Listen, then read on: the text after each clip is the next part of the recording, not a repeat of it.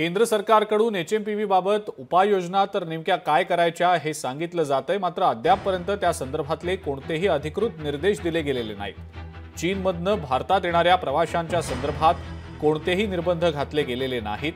विमानतळ प्रशासनाकडून लोकशाही मराठीला या संदर्भातली माहिती देण्यात आलेली आहे। एचएमपीव्ही बाबत सरकारी पातळीवर अद्याप कोणत्याही प्रकारच्या हालचाली नाहीत। या व्हायरसचा धोका जर येत्या काळात वाढला तर त्याला मग जबाबदार कोण असा सवाल देखील उपस्थित होतोय। केंद्र सरकारने एचएमपीव्ही बाबत अद्याप कोणत्याही निर्देशांना जारी केलेलं नाही।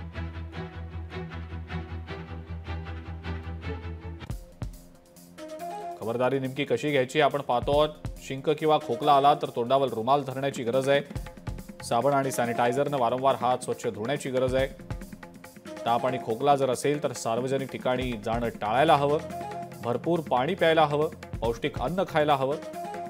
घर आणि कार्यालयात पुरेशा व्हेंटिलेशनच्या अनुषंगाने काळजी घ्यायला हवी। कोणत्या गोष्टी करणं टाळण्याची गरज आहे? हस्तांदोलन आणि रुमालाचा पुनर्वापर करणं टाळण्याची गरज आहे। आजारी व्यक्तींसोबतच्या संपर्कात राहणं टाळण्याची गरज आहे।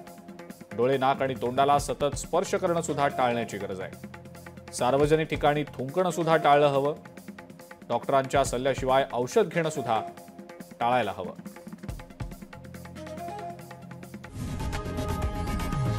लोकशाही मराठी ऐका, पहा, जागरूक रहा।